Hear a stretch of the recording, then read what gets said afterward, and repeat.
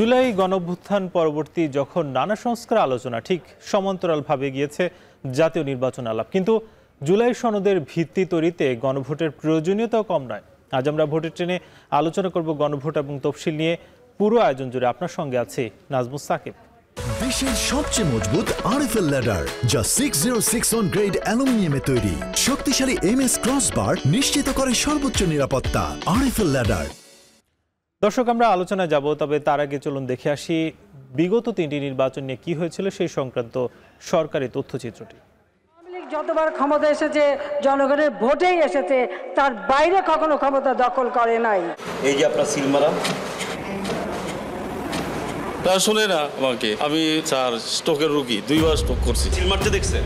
এতক্ষণ স্যার আমি টয়লেটে ছিলাম, আমি দোকানে গেছি। আমরা দেই নেই, তারা জোর করে নিয়েছিলাম, দেই নেই। জাল ভোটের যে চেষ্টাটা শেষ হয়েছে, এটা কি আপনি দেখেছেন? হ্যাঁ, ভোট চোরকে জনগণ কখনো গ্রহণ করে না। Election was totally free, independent, no doubt about it. But did it really play out that way? Awami লীগের 15 বছরে আমরা দেখেছি রাতের ভোট ও সাজানো ভোটের নির্বাচন, দেশের দখল হারানোর নির্বাচন। আর 2024-এর জুলাই গণ অভ্যুত্থান ছিল দেশের দখল ফেরত নেয়ার ও ভোটাধিকার পুনঃপ্রতিষ্ঠা করার অভ্যুত্থান। তাই আগামী নির্বাচনে আমরা দলে দলে ভোট দিয়ে দেশের দখল বুঝে নেব। দেশের চাবি আমাদের হাতে।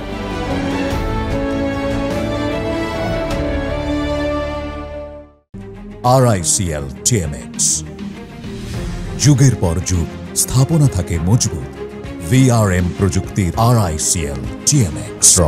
দর্শক, আজ গণভোট ও তফসিল শিরোনামের আলোচনাকে সম্প্রসারিত করতে ভোটের ট্রেনের স্টুডিওতে আছেন জাতীয় নাগরিক পার্টি এনসিপি যুগ্ম মুখ্য সমন্বয়ক এবং সহ শিক্ষা সম্পাদক মাহবুব আলম, এবং ঢাকা বিশ্ববিদ্যালয় থেকে সরাসরি যুক্ত আছেন শিক্ষক ও রাজনীতি বিশ্লেষক অধ্যাপক ডক্টর সাব্বির আহমেদ। আপনাদের দুজনকেই আমরা স্বাগত জানাচ্ছি। আমরা একটু শুরুতেই যেতে চাই মাহবুব আলম, আপনার কাছে। আপনি জানেন যে গণভোটের ইতিমধ্যে কিন্তু যে প্রজ্ঞাপন সেটা কিন্তু হয়ে গেছে গতকালকে, এবং একই দিন নির্বাচনের দিন অর্থাৎ জাতীয় নির্বাচন যেদিন হবে সেদিনই গণভোটটি অনুষ্ঠিত হবে বলে জানানো হয়েছে। ঠিক কতটা সম্ভব একই দিন গণভোট এবং জাতীয় নির্বাচন হওয়া? এটা আসলে একটা কঠিন জব আমাদের নির্বাচন কমিশনারের জন্য, বিকজ অফ আমাদের নির্বাচন কমিশনার আগের কোনো নির্বাচনের অভিজ্ঞতা নেই। যদি তারা স্থানীয় পর্যায়ে কোনো একটা নির্বাচনের আয়োজন করত, তাহলে এটা তাদের জন্য অবশ্যই একটা ভালো কিছু হতো। একদিনে এত বড় 2টা ইলেকশন, এটা আসলেই এই নির্বাচন কমিশনারের জন্য কতটুকু কি করতে পারবে। তবে আমরা আশাবাদী যে আমরা দেখতে পাচ্ছি যে সবগুলো দল আসলে তাদের জায়গা থেকে সহযোগিতা করতেছে, এবং এই সহযোগিতা যদি অব্যাহত থাকে তাহলে মনে করতেছি যে হয়তো একটা ভালো কিছু সম্ভব হবে। কিন্তু আমরা যেটা আসলে গুরুত্ব দিতে চাই যে গণভোটে মানুষ আসলে যে রায়টা দিবে, সেই রায়টা যাতে কোনোভাবে উল্টে না দেওয়া হয়, যাতে কোনোভাবে সেটাতে আসলে হস্তক্ষেপ না করা হয়, আমরা সেই বিষয়টাতে গুরুত্ব। সেই ধরনের আশঙ্কা কি আপনাদের আছে? অবশ্যই আমাদের আশঙ্কা আছে। কেন? কারণ ইতিমধ্যে আমরা দেখতে পেয়েছি একটি বড় দল তারা নায়ের ক্যাম্পেইন করেছে, নায়ের জন্য গান বানিয়েছে, তারা নানা ধরনের উদ্যোগ গ্রহণ করেছে। এটা অবশ্যই আশঙ্কার। যে জিনিসটা আসলে আওয়ামী লীগের করার কথা ছিল, আওয়ামী লীগের গণভোটের বিপক্ষে অবস্থান করার কথা ছিল, সেটা আমরা একটা বড় দলকে করতে দেখেছি। এটা অবশ্যই আমাদের জন্য আশঙ্কার। যেখানে ওই বড় দলটার রোল হওয়ার কথা ছিল এই গণভোটের পক্ষে, সংস্কারের পক্ষে, এবং বাংলাদেশের মানুষের যে সেকেন্ড রিপাবলিক গঠনের স্বপ্ন, সেই স্বপ্ন বাস্তবায়নের জন্য। কিন্তু আমরা দেখলাম সেই বড় দলটা আসলে উল্টো অবস্থান নিয়েছে। এটা অবশ্যই একটা আশঙ্কার। তবে আমরা উল্টো অবস্থান নিল। আমরা দেখেছি যে জুলাই আগস্টে যে আন্দোলন সেটা আপনারা একসঙ্গে করেছেন, কেন আসলে তারা চাচ্ছে না? আমরা আসলে গত 53-54 বছর যেই প্রচলিত রাজনীতিটা দেখে আসছি, অর্থাৎ আপনি গণভোটে কি 4টা বিষয় দেখতে পাচ্ছেন। 4টা বিষয়ের প্রথম বিষয়টা হচ্ছে যে তত্ত্বাবধায়ক সরকার এবং সাংবিধানিক যে প্রতিষ্ঠানগুলো আছে সেই প্রতিষ্ঠানগুলো কিভাবে নির্বাচিত হবে, প্রতিষ্ঠানগুলোর দায়িত্বশীলরা। এখন এখানে যেই বিষয়টা আসলে আগে হতো যে প্রধানমন্ত্রী চাইলে যে কাউকে নিয়োগ দিয়ে দিতে পারতেন, আমরা এই গণভোটে ফাইট করে, আমরা এই জুলাই সনদে ফাইট করে আমরা যেই বিষয়টা অন্তর্ভুক্ত করলাম যে আপনি চাইলেই প্রধানমন্ত্রী, আপনি চাইলেই যে কোনো কিছু জুলাই সনদে বা আপনি সাংবিধানিক প্রতিষ্ঠানগুলো চেয়ারম্যান নিয়োগ দিতে পারবেন না, আপনি তত্ত্বাবধায়ক সরকার চাইলেই নিয়োগ দিতে পারবেন না, আপনি নির্বাচন কমিশনার চাইলেই নিয়োগ দিতে পারবেন না। আপনাকে নিয়োগ দিতে হলে একটা প্রক্রিয়ার মধ্য দিয়ে নিয়োগ দিতে হবে। সেই প্রক্রিয়াটা কি? আমরা বললাম যে একটা কমিশন আপনি গঠন করবেন, যেই কমিশনে আপনি প্রধানমন্ত্রীও থাকবেন, বিরোধী দলীয় নেত্রীও থাকবে, এখানে স্পিকার থাকবে, এরকম একটা আপনি সর্বদলীয় একটা কমিশন গঠন করবেন, যেই কমিশন সিদ্ধান্ত নেবে যে কে তত্ত্বাবধায়ক সরকার হবে, কে নির্বাচন কমিশনার হবে। এতে যেটা হবে যে একপাক্ষিক আগের যে ব্যবস্থা ছিল, অর্থাৎ আমরা গত 17 বছর যেটা দেখলাম যে তাদেরই নির্বাচন কমিশনার, তারাই হচ্ছে আবার মানে তারাই রেফারি, তারাই প্লেয়ার, তারাই সব কিছু, সেই ব্যবস্থাটা আর আমরা হতে দিব না। এখন এই বড় দলগুলো এই জিনিসটাতে আসলে অভ্যস্ত, তারা কোনোভাবে চাচ্ছে না এই জিনিসটা পরিবর্তন হোক। আপনাদের আছে অবশ্যই সেই জিনিসটা। আমি বললাম আপনি থাকবেন, আমরা একটু যেতে চাই সাব্বির আহমেদ স্যারের কাছে। স্যার, জানতে চাই যে গণভোটে আমরা দেখেছি যে প্রধান উপদেষ্টা বলেছিলেন যে 4টি বিষয় থাকবে এবং হানা ভোটের মাধ্যমে তার উত্তর আসলে দিতে হবে, কিন্তু এই যে 4টি বিষয়, সেখানে তো এটাও হতে পারে যে কেউ কোন একটা বিষয় মানছে সেটা হা বলতে পারে, কোন একটি বিষয় তার অভিমত না থাকতে পারে, কিন্তু শুধুমাত্র আমরা একটা হা না কেন রাখছি? বিষয়টি কিভাবে দেখছেন?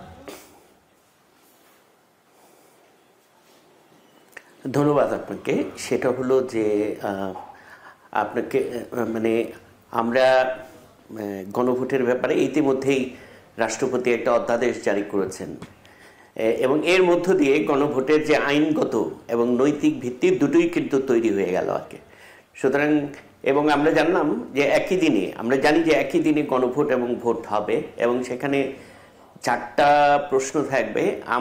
আমার যেটা বক্তব্য সেটা হচ্ছে যে এই মানে গণভোটের যে ব্যালটটা তৈরি করা হবে, সেই ব্যালটটা যেন কোনোভাবেই ভোটারদের জন্য কনফিউজিং কোনো বিষয় না হয়ে দাঁড়ায়, সেই বিষয়টা খেয়াল রাখা দরকার বলে আমি মনে করি।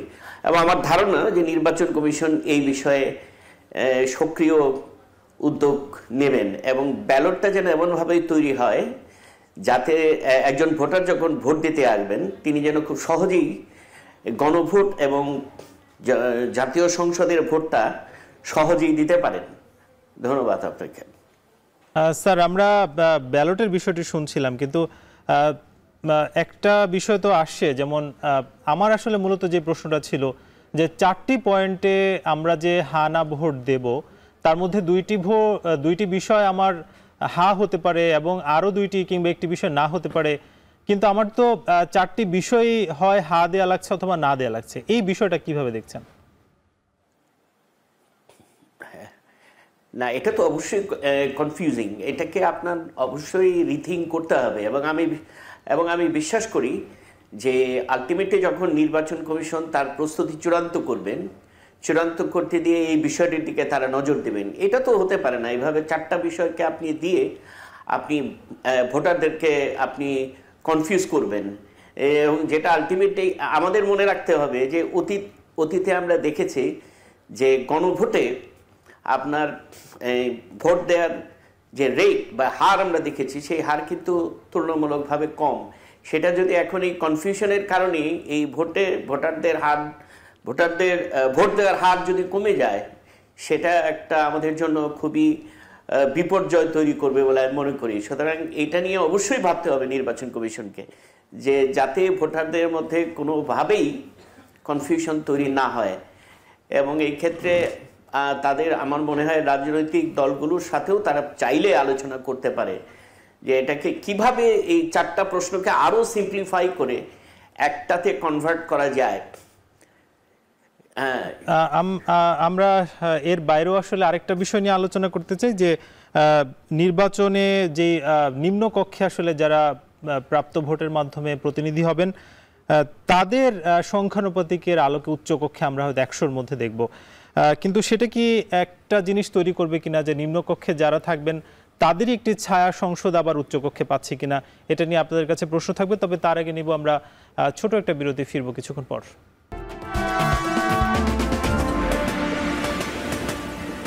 বিরতির পর আবারও স্বাগত। আপনারা দেখছেন ভোটের ট্রেন, আপনার সঙ্গে আছি নাজমুস সাকিব।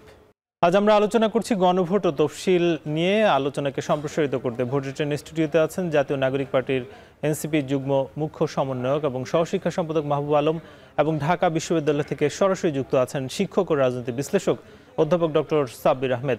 দুজনকে আবারও স্বাগত জানাচ্ছি। আমরা একটু সাব্বির স্যারকে দিয়ে শুরু করতে চাই। স্যার, আমরা আলোচনা করছিলাম যে মূলত বলা হচ্ছে যে নিম্নকক্ষের প্রতিনিধিত্বের ভিত্তিতে 100 আসন উচ্চকক্ষে পাওয়া যাবে। সেক্ষেত্রে কি আমরা নিম্নকক্ষের একটি ছায়ার সংসদ দেখতে পারি উচ্চকক্ষে? কি মনে হয়? না, আমি বোধহয় জিনিসটা এইভাবে বুঝেছি, সেটা হলো যে মানে নিম্নকক্ষে রাজনৈতিক দলগুলো যে পরিমাণ ভোট পাবে সেই ভোটের প্রপোর্শন অনুযায়ী উচ্চকক্ষে তাদের প্রতিনিধি হবে আর কি। আমার মনে হয় এতে করে যেটা হলো, এখানে ভোটকে গুরুত্ব দেওয়া হচ্ছে ন্যাশনালি, এবং নিম্নকক্ষে কে কতটা প্রতিনিধিত্ব পেল সেটা না, মানে টোটাল ভোটের নিম্নকক্ষে হয়তো কেউ আসন নাও পেলেও আপনার তাদের ভোটের প্রপোর্শন অনুযায়ী কিন্তু উচ্চকক্ষে পেতে পারে। সেইভাবেই বোধহয় ব্যবস্থাটা করা হয়েছে। কিন্তু স্যার, একটা বিষয় তো দেখছি, যেমন বলা হচ্ছে যে বিরোধী দল থেকে ডেপুটি স্পিকার কিংবা নারী প্রতিনিধিত্ব এই সংক্রান্ত প্রায় 30টা ক্ষেত্রে বিজয়ী দল যারা থাকবে তারা পরবর্তী সংসদে এসব বিষয় মানতে বাধ্য থাকবে। এখন সেটা মানার ক্ষেত্রে কি আমাদের কোনো বাধ্যবাধকতা দেয়া হচ্ছে, কিংবা রাজনৈতিক দলগুলো যে আসলেই মানবে সেটার আসলে গ্যারান্টিটা কি দেখছেন? না দেখুন, এটা তো প্রথমত সবাই তো সনদে স্বাক্ষর করেছেন, সকল রাজনৈতিক দল, সুতরাং তাদের তো একটা নৈতিক দায়বদ্ধতা আছে। তারপরে আবার যখন এটা সংসদে যাবে সেখানে আমরা বিশ্বাস করি এবং আশাবাদী। কিন্তু স্যার, একটা বিষয় একটু মাফ করবেন, মাঝখানে বলতে চাই, যেমন বিএনপি নেতা সালাউদ্দিন আহমেদ কিন্তু বলেছিলেন যে প্রধান উপদেষ্টা মূল দলিল অর্থাৎ সনদের যে দলিল সেটা থেকে সরে গেছেন। এর মানে কি এখানে একটি সেগুলো না মানার প্রবণতা কি তৈরি করে? সেটা না মানার প্রবণতা তৈরি করতে পারে যদি তারা সংখ্যাগরিষ্ঠ, যদি বিএনপি এরকম হয় যে তারা 2/3 মেজরিটি পেয়ে যায়। সেই ক্ষেত্রে আমি মনে করি যে একমাত্র সেফগার্ড হলো সংসদে যারা বিরোধী দল থাকবে তারা এখানে গুরুত্বপূর্ণ ভূমিকা রাখতে হবে। অ্যাট দি সেম টাইম যে সকল রাজনৈতিক দলগুলো এই ঐক্যমত প্রচেষ্টার সাথে জড়িত ছিল তারা যদি সংসদে নাও আসতে পারে, সংসদের বাইরে এই বিষয়গুলো নিয়ে তাদের আন্দোলন গড়ে তুলতে হবে। এটা কিন্তু এই জুলাই সনদ বাস্তবায়নের দায়িত্ব শুধু সরকারি দলের উপরে ছেড়ে দিলে হবে না। এটা যদি আপনার সকল রাজনৈতিক দল যদি দায়িত্বটা না নেয় তাহলে কিন্তু এটা নিয়ে শঙ্কা থেকেই যাবে। আমরা একটু মাহবুব আলম আপনার কাছে জানতে চাই যে খুব সম্প্রতি বিবিসি বাংলাকে একটি সাক্ষাৎকারে জামাতের নেতা যিনি তাহের, তিনি কিন্তু বলেছেন যে এই সরকারের অধীনে সুষ্ঠু নির্বাচন সম্ভব নয়। এনসিপিও কি তাই মনে করে? আমরা বিষয়টাকে এভাবে দেখতে চাই যে আসলে এই সরকার একটা ক্রান্তিকালীন সময় আসলে গঠিত হয়েছে, এবং এমন সময় দায়িত্ব নিয়েছে যখন আসলে থানাগুলোতে কিছুই ছিল না। তারপরে তারা ডে বাই ডে ইমপ্রুভ করেছে, এবং এই সরকারের হাতে এখনও 2-3 মাস সময় আছে। এই সময়ের মধ্যে জনগণের প্রত্যাশার আলোকে তারা নির্বাচন যেভাবে সুষ্ঠু করা দরকার সেভাবে সুষ্ঠু করার জন্য আয়োজন করবে।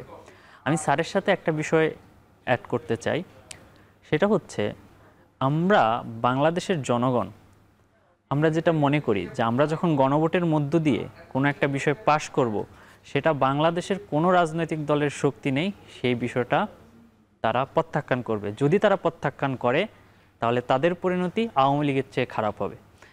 আমরা স্পষ্ট ভাষায় যেটা বলতে চাই এবং সবিনয়ে বলতে চাই, তারা যদি সেই ভুল পথে হাঁটে তাহলে তারা বাংলাদেশের আর রাজনীতি করতে পারবে না। সুতরাং তারা সেই আগুন নিয়ে আর খেলবে না। তারা বাংলাদেশের মানুষ যে সেকেন্ড রিপাবলিকের কথা বলে আসছে, যেই সংস্কারের জন্য 3 তারিখ নাহিদ ইসলামের এক দফার ডাকে রাস্তায় নেমে আসছে, সেই এক দফার এবং সেই সংস্কারের জন্য তারা আবারও রাজপথে নেমে আসবে। সুতরাং যেই গণভোট, আপনি অলরেডি জুলাই সনদ স্বাক্ষর হয়ে গেছে, সামনে গণভোট হবে, সেই গণভোটে মানুষ হাঁকে কিন্তু জয়যুক্ত বেশ কিছু করবে। প্রতিবেদনে দেখছি যে গণভোটের হা না বা কি আসলে গণভোট সেসব বিষয়ে মানুষ আসলে বুঝতে পারছে না। এটা কিভাবে দেখছেন? হ্যাঁ, এর জন্য সরকারকে উদ্যোগ নিতে হবে এবং রাজনৈতিক দলগুলোকে উদ্যোগ নিতে হবে। রাজনৈতিক দলগুলোর দায়িত্ব হচ্ছে যে এই যে বাংলাদেশে একটা সুযোগ আসছে, যে পরিবর্তনের যে সুযোগ, এবং আপনি যদি এই 4টা দফা একটু বিশ্লেষণ করেন, এই 4টা দফায় আসলে বাংলাদেশের আগামীর ভবিষ্যৎ নির্ধারণ করে দিবে। সুতরাং আপনি যদি বাংলাদেশের আসলে সত্যি পরিবর্তন চান, তাহলে বাংলাদেশের প্রত্যেকটি রাজনৈতিক দলকে উদ্যোগ নিতে হবে, মানুষকে বোঝাতে হবে, তাদের নেতাকর্মীদেরকে বোঝাতে হবে যে এই গণভোটটা কেন দরকার। যারাই এটা ভুল করবে এবার, যারাই এই গণভোটের বিপক্ষে অবস্থান নেবে, তারা বাংলাদেশের রাজনীতি থেকে হারিয়ে যাবে, রাজনীতিতে নাই হয়ে যাবে। আপনারা থাকবেন আমাদের সঙ্গে, আমরা ফিরবো ছোট একটা বিরতির পর।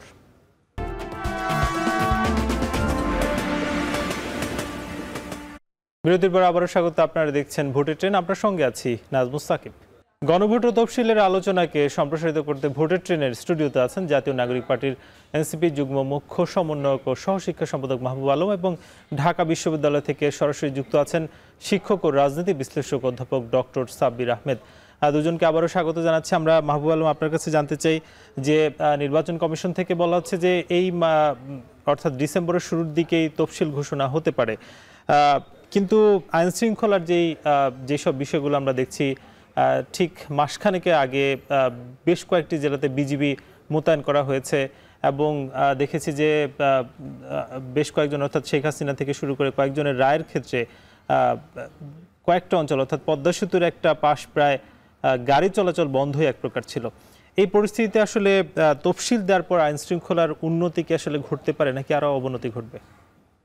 আমি আমার পূর্বের আলোচনায় বলেছিলাম যে আসলে এবারের নির্বাচনটা একটা চ্যালেঞ্জিং নির্বাচন, এবং সম্প্রতি আমরা মিডিয়ার মাধ্যমে জানতে পারলাম যে এবার আসলে ৬৭% নির্বাচনী কেন্দ্র ঝুঁকিপূর্ণ, যেটা পূর্বের ইলেকশনগুলোতে আপনি যদি দেখেন সেটা 20-25%, বাট এবার 67%। এটা হিউজ নাম্বার। কিন্তু দুর্ভাগ্যজনক, আপনি এখনও পর্যন্ত দৃশ্যমান কোনো কার্যক্রম দেখবেন না যে এই যে ঝুঁকিপূর্ণ কেন্দ্রগুলোতে কোনো ধরনের আয়োজন বা কীভাবে আসলে এগুলো মোকাবেলা করা যায়, সেগুলো নিয়ে আসলে নির্বাচন কমিশনারের কোনো ধরনের কোনো উদ্যোগ দেখতে পাচ্ছি না। আবার নির্বাচন কমিশনার যেটা করতেছে, যে নির্বাচন কমিশনার মানে আমার কাছে মনে হয় যে একটা দ্বিধাদ্বন্দ্বে আছে। এতদিন ধরে বলতেছিল যে আমরা গণভোটের জন্য প্রস্তুত না, আজকে আবার গণভোটের একটা তফসিল হয়ে গেল। এখন এমন অবস্থায় আমরা যেটা আশা করতে পারি আসলে নির্বাচন কমিশনারের কাছে, আমাদের আশা করা ছাড়া আর আসলে আমাদের কাছে বিকল্প কোনো ওয়ে নাই, যে আমাদের আসলে যে এক্সিস্টিং যে রাজনৈতিক দলগুলো আছে, যারা আসলে শেখ হাসিনার মতো ফ্যাসিবাদকে তাড়িয়েছে, যারা মাঠে এখন অ্যাক্ট করতেছে, তাদেরকে আসলে দায়িত্বটা নিতে হবে আগামী সুষ্ঠু নির্বাচনের জন্য। আর নয়তো বাংলাদেশে আসলে সুষ্ঠু নির্বাচন কোনোভাবেই সম্ভব না। কারণ আমাদের আসলে কিছু কিছু রাজনৈতিক দলের কর্মীদের মানে কালচারটাই হয়ে গেছে আসলে কেন্দ্র দখলের কালচার, সেই আগের পুরনো ধাঁচের। আপনি দেখেন বিভিন্ন জায়গায় এখনও হামলা হচ্ছে, নিজেরা মারামারি করতেছে, নিজেদের নমিনেশনকে কেন্দ্র করে মানুষকে হয়রানি করতেছে। আমাদেরকে আসলে রাজনৈতিক কালচারটা আমাদের পরিবর্তন করতে হবে। যদি আমরা আসলে রাজনৈতিক কালচার পরিবর্তন না করতে পারি, তাহলে নির্বাচন কমিশনারের একার পক্ষে এই নির্বাচন কোনোভাবে সুষ্ঠু করা সম্ভব না। আগের যেই কালচার, আগের আমরা নির্বাচনে আপনি বলছিলেন যে নিজেরা মারামারি কিংবা কেন্দ্র দখল, সেটা কি এইবারও হতে পারে? অবশ্যই, আমরা তো অলরেডি টেইলর দেখতে পাচ্ছি। দেখেন, একটা আসনে তাদের দল মনে করছে যে he is the best candidate, তারা ঘোষণা দিয়ে দিছে, কিন্তু আরেকটা দল গিয়ে রাস্তায় মানুষকে হয়রানি করতেছে, রাস্তা অবরোধ করতেছে, ভাঙচুর করতেছে। তাহলে এই রাজনীতির আসলে কালচারটা কি পরিবর্তন হলো না? তো আমরা 5ই আগস্টের পরবর্তীতে যে জিনিসটা বারবার করে বলতেছি যে রাজনীতির এই কালচারটা পরিবর্তন করতে হবে। আপনি নির্বাচন কমিশনের উপর দায় চাপাতে পারেন, সরকারের উপর দায় চাপাতে পারেন, কিন্তু অ্যাজ এ পলিটিক্যাল পার্টি হিসাবে আপনারও দায় আছে। আপনাকে আপনার কর্মীদেরকে অবশ্যই বলতে হবে যে এই ধরনের রাজনীতি আর বাংলাদেশের মানুষ গ্রহণ করতেছে না। আপনাকে আপনার কর্মীদেরকে সচেতন করতে হবে, এবং আগামীতে যদি আসলে তারা কোনো ধরনের এই বিশৃঙ্খলা করতে যায়, অবশ্যই আপনার যথাযথ ব্যবস্থা নিতে হবে। নয়তো আপনি আসলে বাংলাদেশের রাজনীতিতে গত আপনি 17 বছর দেখেছেন যে নানা ওয়েতে আওয়ামী লীগ নির্বাচন করার চেষ্টা করছে, এবং তারা ক্ষমতায় ছিল, কিন্তু বাংলাদেশের মানুষ কিন্তু যথাসময়ে যথাযথ জবাব দিয়ে দিয়েছে। এবং দিয়েছে। এবারও যদি আপনি সেই ধরনের কালচারের মধ্যে প্রবেশ করেন, হয়তো আপনি ক্ষমতায় যাবেন, কিন্তু বাংলাদেশের মানুষ আপনাকে ঠিকই জবাব দিয়ে দিবে। ঠিকই জবাব দেবে। আমরা একটু সাব্বির আহমদ স্যারের কাছে যেতে চাই যে স্যার, কিছুদিন আগেই কিন্তু পুলিশের যিনি আইজিপি তিনি কিন্তু বলেছিলেন যে যেই বিশৃঙ্খলা আসলে দেশে তৈরি হয়েছে, একটা পর্যায়ে তো পুলিশের মনোবল আরও ভেঙে যেতে পারে এবং নিজের নিরাপত্তা নিজেরই দিতে হবে তখন। এটা আসলে কিসের ইঙ্গিত বহন করে, যদিও তফসিলের আর মাত্র অল্প কিছুদিন বাকি? না দেখুন, আমরা তো বেশ খানিকটা সময় ধরেই পুলিশের যে সাংগঠনিক ক্যাপাসিটি সেটা নিয়ে আমরা শুনে আসছি, বিশেষ করে 5ই আগস্টের পর থেকে। সুতরাং এত অল্প সময়ের মধ্যে পুলিশের যে সক্ষমতা সেটা হয়তো নির্বাচনের আগে ফিরিয়ে আনা যাবে কিনা সেটা তো একটা মানে ভাববার বিষয়। তো সেক্ষেত্রে আমাদের যে আমার ব্যক্তিগতভাবে যে মত ছিল যে আমরা যদি আমার মনে হয় যে মিস্টার মাহবুবুল আলম যে বাস্তবতাটা তুলে ধরলেন, এটা ঠিক একদম সঠিক কথাই তিনি বলেছেন বলে আমি মনে করি। এবং এটা আরও মাত্রা পাওয়ার সম্ভাবনা বেশি, মানে একটা সহিংস পরিবেশ তৈরি হতে পারে যদি আওয়ামী লীগ বা জাতীয় পার্টির এলিমেন্টগুলো এটার সাথে যুক্ত হয়। সুতরাং আমি মনে করি যে সামনের নির্বাচনটা একটা কঠিন নির্বাচন এবং এই নির্বাচনের জন্য প্রস্তুতিটা হওয়া দরকার অত্যন্ত সুচিন্তিত। এবং এই ক্ষেত্রে আমার যেটা ব্যক্তিগত অভিমত বা প্রস্তাবও বলতে পারেন, আমি মনে করি যে এই নির্বাচনটা একদিনে করার চেষ্টাটা না করে যদি নির্বাচন কমিশন ভাবে যে পুরো ধরুন 8টা বিভাগে আমরা একদিনে না করে যদি 4 দিনে করতে পারি, সেই ক্ষেত্রে যে আইন শৃঙ্খলা বাহিনীর ক্ষেত্রে যে সক্ষমতার ঘাটতি রয়েছে সেই ঘাটতিটা পূরণ করে নির্বাচনটা কিন্তু করা সম্ভব। তবে আমি এটা দৃঢ়ভাবে বিশ্বাস করি, আমি মাহবুবুল আলমের সাথে একমত হয়ে বলতে চাই যে রাজনৈতিক দল যদি সহযোগিতা না করে সকলে মিলে একটা ভালো নির্বাচনের জন্য, তাহলে আসলেই এই সামনের যে নির্বাচন করাটা একটা কঠিন কাজ হয়ে যাবে। আমরা হয়তো একটা নির্বাচন হয়তো দেখব, কিন্তু সেটা ঐতিহাসিক নির্বাচন হবে কিনা, ফ্রি অ্যান্ড ফেয়ার ইলেকশন বলতে আমরা যেটা বুঝাই সেটা হবে কিনা, সেটা একটা প্রশ্নবিদ্ধ, সেটাই প্রশ্ন থেকেই যায়। স্যার ছোট করে একটু জানতে চাই যে পর্যবেক্ষকদের নিয়ে এর আগেও কথাবার্তা ছিল, এবারও কি আসলে পর্যবেক্ষকদের মাপকাঠি ঠিক করা যাবে? ছোট করে জানতে চাই।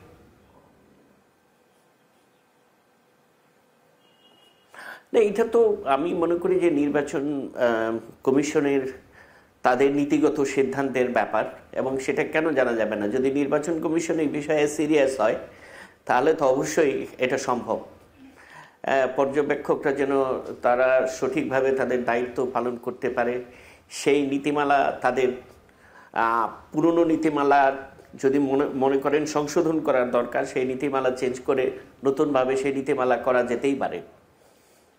আপনাদের দুজনকে অসংখ্য ধন্যবাদ আমাদেরকে সময় দেওয়ার জন্য। আমরা নিব ছোট একটা বিরতি, ফিরবো কিছুক্ষণ পর।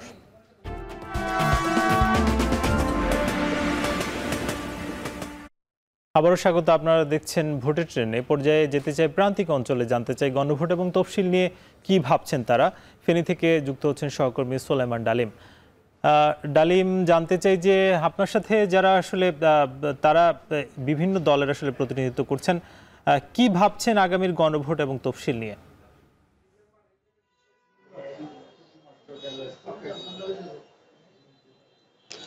সাকিব, নির্বাচন কমিশন কিন্তু ফেব্রুয়ারিতেই নির্বাচন করবেন, সেটির জন্য ইতিমধ্যেই কাজ করে যাচ্ছেন তারা। আমরা প্রান্তিক পর্যায়ে যেটি দেখছি যে যেসব রাজনৈতিক দলগুলো রয়েছে, বিএনপি, জামাত, ইসলামী আন্দোলন, এনসিপি সহ অন্যান্য যেসব রাজনৈতিক দল, তারাও কিন্তু তাদের প্রার্থী ঘোষণা করে কিন্তু মাঠ পর্যায়ে কাজ করছেন। তবে একটি নির্বাচনের জন্য তফসিল একটি গুরুত্বপূর্ণ বিষয়। এছাড়াও এবারের নির্বাচনে আরেকটি বিষয় আছে গণভোট। এই বিষয়ে কি ভাবছেন নেতাকর্মীরা এবং স্থানীয় মানুষ, আমরা সে বিষয়ে কথা বলবো। আজকে আমাদের সাথে আছেন জেলা বিএনপির সদস্য সচিব আলালউদ্দিন আলাল এবং ইসলামী আন্দোলন বাংলাদেশ ফেনী জেলা শাখার সাধারণ সম্পাদক সম্পাদক মাওলানা একরামুল হক। আমরা প্রথমেই জেলা বিএনপির যে সদস্য সচিব রয়েছেন আলালউদ্দিন আলাল, আমরা তার কাছে যাব। আমরা তার কাছে জানতে চাইবো এই যে তফসিল নির্বাচনের জন্য গুরুত্বপূর্ণ বিষয়, কবে নাগাদ এই তফসিলটি হলে ভালো হয় এবং যে গণভোট এই নির্বাচনের সাথে সম্পৃক্ত রয়েছে, কি ভাবছেন বিএনপি? ধন্যবাদ। যেহেতু নির্বাচনের তফসিলের একটা রোড ম্যাপ আমাদের সরকার দিয়েছে, তো আমরা চাচ্ছি যে যত দ্রুততম সময়ের ভিতরে নির্বাচনের তফসিল ঘোষণা করা হয়, এবং নির্বাচনবিহীনভাবে একটা দেশ দীর্ঘদিন চলতে পারে না এবং জবাবদিহিতার একটা ব্যাপার থাকে। তো আমরা চাচ্ছি ডিসেম্বরের প্রথম সপ্তাহে যাতে সরকার নির্বাচনের তফসিল ঘোষণা করে। আর পাশাপাশি আমাদের গণভোটের বিষয়টা, আমরা তো এমনিতে একাধিক ব্যালটে ভোট দিতে অভ্যস্ত, তো গণভোটে তো এখানে ব্যালটের সংখ্যা বাড়বে, এছাড়া তো আর উল্লেখযোগ্য কোনো বিষয় না।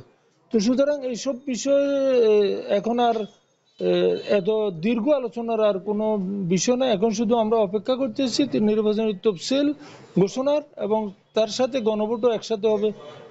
এই জন্য পুরো জাতি এখন প্রতীক্ষা করতেছি। ধন্যবাদ। আমরা আপনার কাছে আবার আসবো। এখন আমরা ইসলামী আন্দোলন বাংলাদেশের সাধারণ সম্পাদক মাওলানা একরামুল হক, তার কাছে যাব। আপনারা আসলে এই যে তফসিল ঘোষণা কবে নাগাদ হতে পারে এবং এই যে নির্বাচন, এই নির্বাচনের সাথে গণভোটও আছে, নির্বাচন কমিশন বলছেন যে একই দিন হবে, এই বিষয়টাকে আপনারা কিভাবে দেখছেন? ধন্যবাদ এখন টিভিকে। দেখুন, আসলে এই সরকার তো হচ্ছে একটি বাণিজ্যিক কবি, গায়ক, লেখকের একটি সরকার। রাষ্ট্রবান্ধব এদেশে দেশমাতৃকা, মানবতার পক্ষে আইন শৃঙ্খলা, সংস্কার, পিয়ার বিচারের যে বিষয়টুকু উঠে এসেছিল, সেখানে এই ইন্টারিম গভর্নমেন্ট আসলে ব্যর্থ হয়েছেন। তিনারা আসলে সংস্কারের যে কথা বলেছেন, বিচারের যে কথা বলেছেন, দৃশ্যত সেটি আসলে দৃশ্যমান হয়নি আর কি। আপনি জানেন, ইসলামী আন্দোলন বাংলাদেশের মাননীয় আমির হযরত পীর সাহেব চরমনাই 8টি ইসলামিক দলকে ঐক্যবদ্ধ করে এবং এখানে কল্যাণকর রাষ্ট্র প্রতিষ্ঠা যারা করতে চায় তাদেরকে ঐক্যবদ্ধ করে একটি আন্দোলন করছেন। আমরা মাঠে আছি 5 দফা বাস্তবায়নের দাবিতে। আমরা চাই জুলাই সনদের বাস্তবায়ন চাই, গণভোট চাই, এরপরে আমরা তফসিল চাই, নির্বাচন চাই। তো এই ক্ষেত্রে একই দিন যদি আপনার সিইসি কিংবা রাষ্ট্র যদি নির্বাচন এবং গণভোটের ব্যবস্থা করে, এটি একটি আসলে বুমেরাং হবে। এটি দেশের জন্য আসলে স্বস্তির কিছু হবে না, রাষ্ট্রের জন্য স্বস্তির হবে না। সরকার যে দুর্বল পরিস্থিতিতে আছে, আমাদের আইন শৃঙ্খলার যে দুর্বল অবস্থা, এই মুহূর্তে আসলে তফসিল দেওয়ার মতো কোনো পরিস্থিতি আছে কিনা এটা আসলে ভাববার একটি ব্যাপার আছে। তবে এদেশের মানুষ একটি নির্বাচন চাই। আপনি জানেন 24 পরবর্তীতে একটি ইন্টারিম গভর্নমেন্ট আছে, তারা এই দেশ নিয়ন্ত্রণ করবার জন্য তারা সেই শক্তি অধিকার হারিয়েছেন। আসলেও একটি নির্বাচন প্রয়োজন। আপনি জানেন যে আমরা চাই যে দ্রুততম সময়ে একটি নির্বাচন হোক, সেটি ডিসেম্বরের শেষ নাগাদও তিনারা, আমরা বলেছিলাম করতে পারে তিনারা, জানুয়ারিতে হইতে পারে, অসুবিধা নেই। কিন্তু বিষয় হচ্ছে গণভোটের যে বিষয়টা, জুলাই সনদের যে বিষয়টা, এটি আমাদের জন্য অপরিহার্য, আমাদের খুব জরুরি প্রয়োজনীয়তা অনুভব করছি। সরকার যদি মনে করে না তিনারা আসলে তফসিল দেবেন, তাদের আইন শৃঙ্খলা, তাদের প্রশাসন দক্ষতার সহিত সারা বাংলাদেশের সকল কেন্দ্রে, সকল জায়গায় সেনাবাহিনী দিতে পারবে এবং সেনাবাহিনী আইন শৃঙ্খলা যদি নিয়ন্ত্রণ করতে পারে, লেভেল প্লেইং ফিল্ড যদি নিশ্চিত তারা করতে পারবেন, আমাদের অসুবিধা নেই। তিনারা যদি এই মাসের শেষে, নভেম্বরের শেষে বা ডিসেম্বরের শুরুতে যদি তিনারা তফসিল দিতে পারে, দেশ জাতি মুখে আছে। তবে আমরা চাই গণভোটটি অবশ্যই ডিসেম্বরের মধ্যে হইতে হবে এবং যত সময় নির্বাচন হোক, আমাদের কোনো আপত্তি নেই। ধন্যবাদ আপনাকে। আপনার কাছে আবার আসবো। এখন আবার জেলা বিএনপির যে সদস্য সচিব রয়েছেন আলালউদ্দিন আলাল, তার কাছে আবার যাব।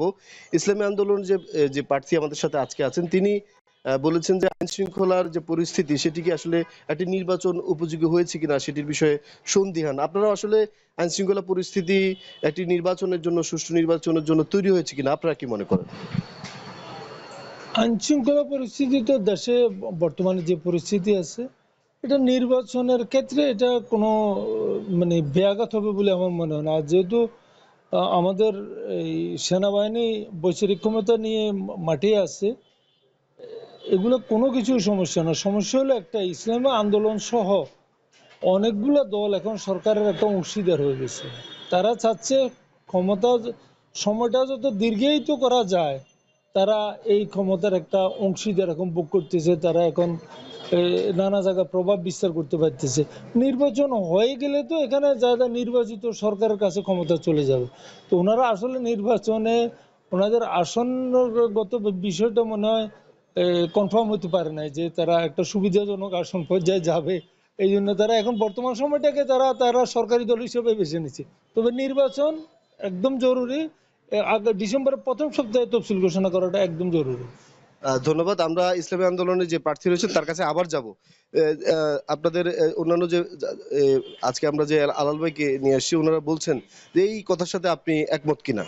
ধন্যবাদ। দেখুন, আসলে ফ্যাসিস্টের আমলে মূলত কোনো বিরোধী দল না থাকবার কারণে দেশ একটি অত্যাচারে নিমজ্জিত হয়ে গেছে। আমরা চাই বিএনপি একটি বড় দল, মানুষ যদি তাদেরকে ভোট দেয় তারা ক্ষমতায় যাবে, কিন্তু আমরা চোখে চোখ রেখে কথা বলতে চাই আর কি। বিরোধী দল যদি এদেশে না থাকে, এদেশের স্বাধীনতা, সার্বভৌমত্ব, অর্থনীতি টিকে থাকবে না।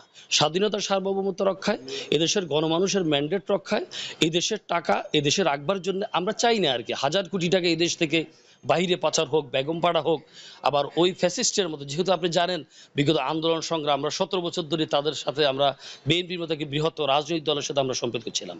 তো আমরা চাই, বা ইসলামী আন্দোলন বাংলাদেশ চায় যে একটি জাতীয় সরকার এদেশে হোক, মানবিক মর্যাদা প্রতিষ্ঠা হোক, সাম্প্রতিক মর্যাদা প্রতিষ্ঠা হোক, এদেশে একটি কল্যাণকর রাষ্ট্র প্রতিষ্ঠা হোক, এদেশের অর্থ এদেশেই থাকুক, মানবিক মর্যাদা, রাজনৈতিক সহাবস্থান রেখে একটি জাতীয় সরকার ইসলামী আন্দোলন বাংলাদেশ চায়। সেই হিসেবে আমরা পিয়ার পদ্ধতিতে নির্বাচন চেয়েছিলাম, কারণ পিয়ার পদ্ধতিতে যদি নির্বাচন না হয় এদেশে আবার ফ্যাসিস্টের উদ্ভব হবে, আবার স্বৈর শাসন হতে পারে, আপনার টেন্ডার, দুর্নীতি, দুঃশাসনের সয়লাভ হতে পারে। এই জন্য আমরা মূলত চাই আর কি যে একটি গুণী রাষ্ট্র হোক, একটি অর্থনীতি নির্ভরশীল রাষ্ট্র হোক। 54 বছরের মধ্যে এদেশের যতগুলো সরকার এসেছে তারা কেউ দেশ স্বাধীনতার পক্ষে কাজ করে নাই, এই দেশকে উন্নতশীল রাষ্ট্র করবার পরিকল্পনা করে নাই আর কি। যদি ইসলাম, ধন্যবাদ আপনাকে। আমরা আবার একটু চাই আর কি যে ইসলাম বান্ধব সরকার যদি এদেশে আসে, দেশের অর্থনীতি চাঙ্গা হবে, মানুষের মর্যাদা প্রতিষ্ঠা হবে। ধন্যবাদ। আমরা আপনার কাছে আবার আসবো। আমরা এখন যাচ্ছি বিএনপির যে জেলা বিএনপির সদস্য সচিব আছেন, আপনার সাথে যে প্রার্থী রয়েছেন ইসলামী আন্দোলন, তিনি পিয়ার পদ্ধতির কথা বলেছেন, আইনশৃঙ্খলা পরিস্থিতির কথা বলেছেন, আপনি বিষয়টা কিভাবে দেখছেন? পিয়ার পদ্ধতিটা তো আমাদের আশপাশের দেশগুলোতে এটা সম্পূর্ণরূপে ব্যর্থ হয়েছে। আপনি আমাদের আশপাশে শ্রীলঙ্কা, বিশেষ করে নেপালের পিয়ার পদ্ধতিটা তো এটা একটা জ্বলন্ত উদাহরণ হয়ে আছে। পিয়ার পদ্ধতি দিয়ে কোনো সরকার দীর্ঘমেয়াদী হয় না, আর দীর্ঘমেয়াদী সরকার না হলে, একটা নির্দিষ্ট 5 বছর টেন্টেটিভ টাইমের ভিতরে সরকার না হলে আসলে এটা কোনোভাবে দেশের উন্নতি সম্ভব না। আর আমরা আসলে এই যে আজকে আমাদের সাথে দুই পক্ষের যারা ছিলেন, বিএনপি এবং ইসলামী আন্দোলনের দুই পক্ষই কিন্তু দ্বিমত পোষণ করলেও তবে নির্বাচন হোক এবং তফসিল খুব তাড়াতাড়ি হোক সেটি বিষয়ে তারা কিন্তু ঐক্যমত। তো এই ছিল আমার কাছে ফেনী থেকে সর্বশেষ।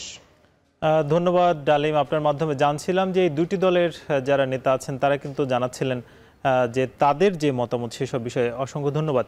আমরা আজকে কথা বলছিলাম, সেখানে আসলে অতিথি যারা ছিলেন তারা কিন্তু মোটা দাগে বলছেন যে গণভোট আসলেই বাংলাদেশে দরকার এবং তার মধ্য দিয়ে একটি জুলাই সনদের যে ভিত্তি সেটা উঠে আসতে পারে। পাশাপাশি যে আগামীর যেই তফসিল দেওয়া হবে কিছুদিনের মধ্যে, সেই তফসিলের পরপর বাংলাদেশে যাতে অরাজকতা তৈরি না হয় বা আইন শৃঙ্খলার একটি উন্নতি হয় সেটাও কিন্তু তারা প্রত্যাশা করেছেন। আজকের মতো ভোটের ট্রেনে আমরা শেষ করবো। আগামীকাল নতুন কোনো বিষয়ে আলোচনা হবে। শুভকামনা।